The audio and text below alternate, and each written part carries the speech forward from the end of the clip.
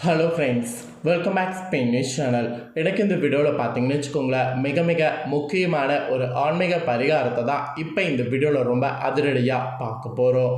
அந்த ஆன்மீக பரிகாரத்தை அதிரடியாக பார்க்கறதுக்கு முன்னாடி இன்றைய நாள் என்ன தேதி கிழமைங்கிறத ஃபஸ்ட்டு பார்த்துடலாம். இன்றைய நாள் ஏப்ரல் மாதத்துடைய 27ஆம் தேதி. அதே போல் தமிழ் மாதத்துடைய முதல் மாதமான சித்திர மாதத்தின் 14ஆம் நாள். அதே போல் இன்று கிழமை பார்த்தீங்கன்னு வச்சுக்கோங்களேன், சனிக்கிழமை. இன்று வந்திருக்கக்கூடிய இந்த சனிக்கிழமை சாதாரணமாக வந்திருக்கக்கூடிய சனிக்கிழமை கிடையாது. ரொம்ப எச்சரிக்கையான ஒரு முக்கியமான சனிக்கிழமை என்று சொல்லலாம். அப்படி என்ன இன்று முக்கியமான எச்சரிக்கையான சனிக்கிழமைன்னு கேட்குறீங்களா? இன்றைய சனிக்கிழமை பார்த்தீங்கன்னு வச்சுக்கோங்களேன், சங்கடகர சதுர்த்தியானது வந்திருக்கு. சித்ரா பௌர்ணமி முடிஞ்சதுக்கு பின்னாடி வரக்கூடிய 4வது நாள் சதுர்த்தியாக வரும். அதன்படி இன்று பார்த்தீங்கன்னு வச்சுக்கோங்களேன், சதுர்த்தியானது சனிக்கிழமையோடு வந்திருக்கு. இந்த சதுர்த்தியில் இன்று நாம் ஒரு சிறப்பு பரிகாரத்தை செய்திடணும். வாழ்க்கையில் எந்த ஒரு விஷயம் செய்தாலும் அந்த விஷயம் சக்ஸஸ் ஆகிறதுக்கு முதல்ல வழிபாடு செய்ய வேண்டிய தெய்வமே விநாயக பெருமான் தான். விநாயக பெருமான் முழுமுதற் கடவுளாகவே திகழ்கிறாரு. எந்த ஒரு கோவிலில் போனாலும் ஃபஸ்ட்டு விநாயகர் வணங்கிட்டு தான் அந்த கோவிலில் இருக்கக்கூடிய மூல தெய்வத்தையே வணங்குகிறோம்.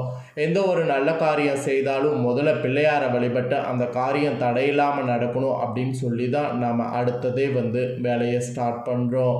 ஸோ இப்படி எந்த ஒரு விஷயத்துக்கும் விநாயகர் இல்லாமல் நாம் எந்த ஒரு வேலையுமே ஸ்டார்ட் பண்ணுறது கிடையாது.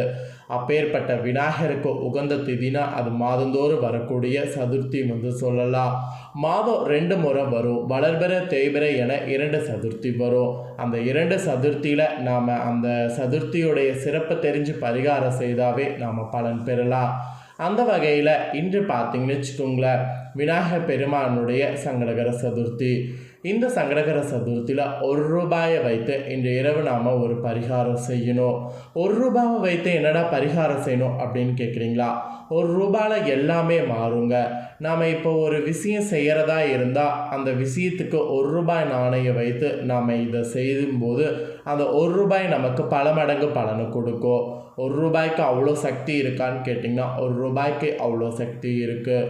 1 ரூபாயை வைத்து கோடீஸ்வரனும் ஆகலாம், 1 ரூபாவை வைத்து பிச்சைக்காரனும் ஆகலாம். 1 ரூபாயை மட்டும் சாதாரணமாக நாம் நினைக்க முடியாது. 1 ரூபாய்க்கு பார்த்தீங்கன்னு வச்சுக்கோங்களேன், அவ்வளோ ஒரு இது இருக்குது, சக்தி இருக்குது.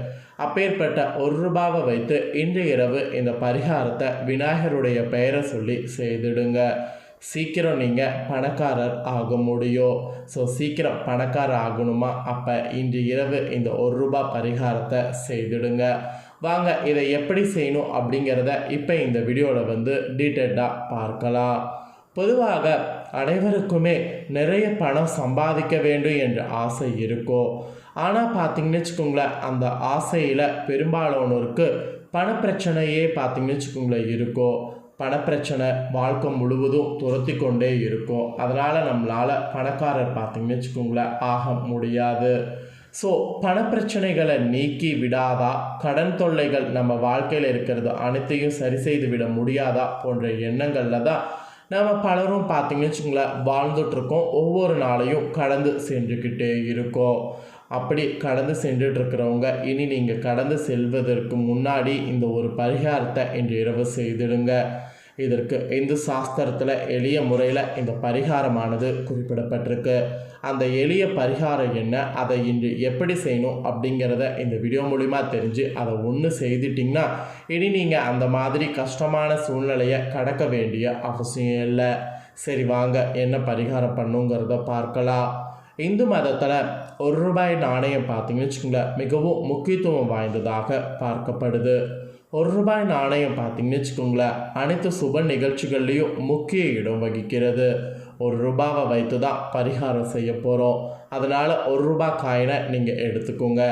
விநாயகருடைய பெயரை சொல்லியே இந்த பரிகாரம் இன்று இரவு செய்யுங்க. விநாயகர் பெயரை சொல்லியே இந்த பரிகாரம் செய்யும்போது நிச்சயமாக இந்த பரிகாரத்துக்கு உடனடியான பலன் கிடைக்கும். ஸோ 1 ரூபாய் நாணயத்தை வைத்து என்ன செய்யணுங்கிறத இப்போ நான் சொல்கிறத அப்படியே தெரிஞ்சு அதை அப்படியே இன்று இரவு செய்துடுங்க.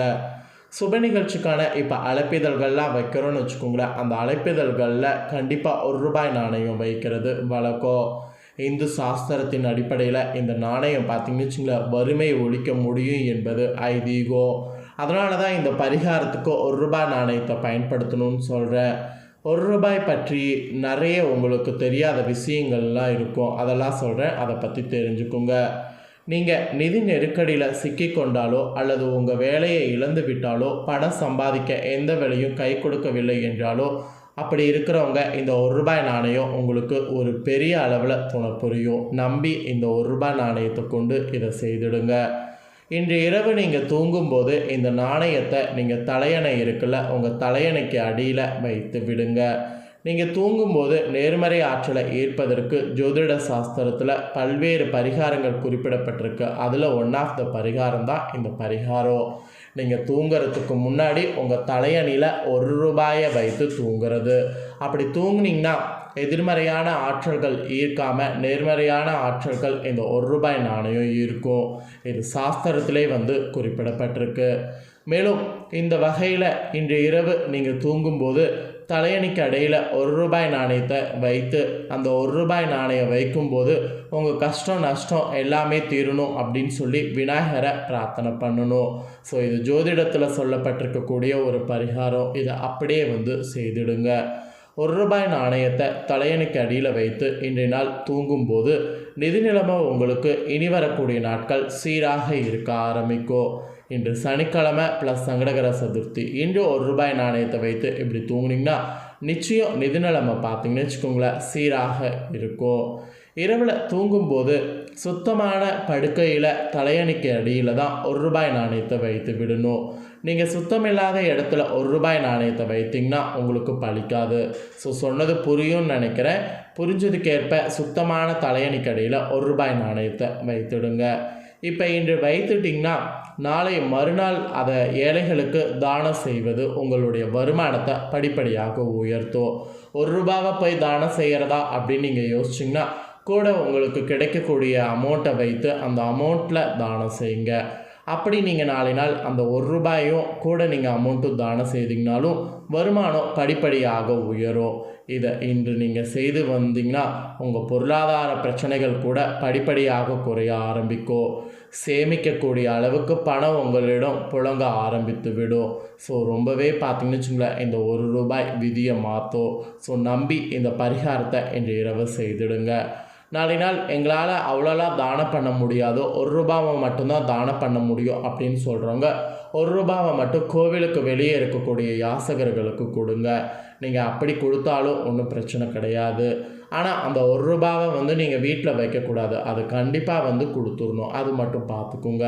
ஸோ விநாயகருக்கு உகந்த இன்றைய நாளில் இந்த பரிகாரம் நாம் செய்யும்போது நம்மளுடைய பலவிதமான பிரச்சனைகள் குறையும். ஸோ நம்பிக்கை இருக்கிறவங்க நம்பிக்கையோட அடிப்படையில் இன்று இந்த பரிகாரத்தை செய்துடுங்க.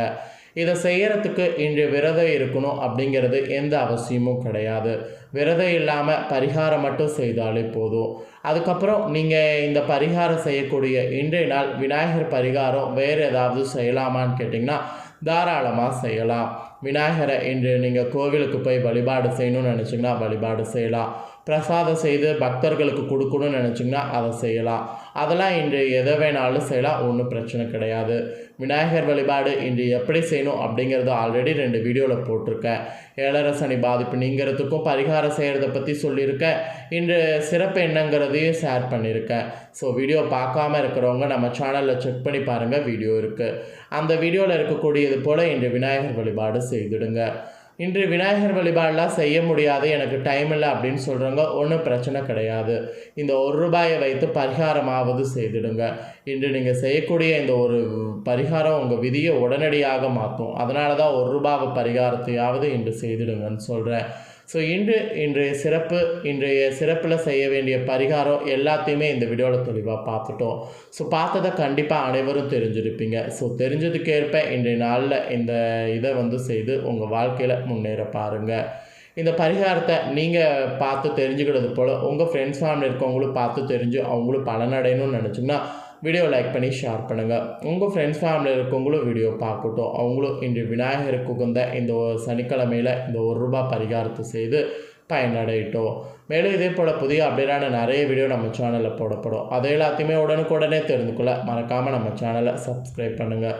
கூடவே பெல் பண்ண ப்ரெஸ் பண்ணுங்கள். அதை ஒன்று பண்ணிங்கன்னா நான் போடுற மற்ற அப்டேட்டான எல்லா வீடியோஸும் உடனுக்குடனே தெரிந்து கொள்ளலாம். ஸோ மறக்காமல் பண்ணுங்கள். சுவாரஸ்யமாக இதே போல் வேறொரு புதிய அப்டேட்டான தொடர்களோடு மெயின் ஒரு புதிய வீடியோவில் உங்களை சந்திக்கிறேன். நன்றி, வணக்கம்.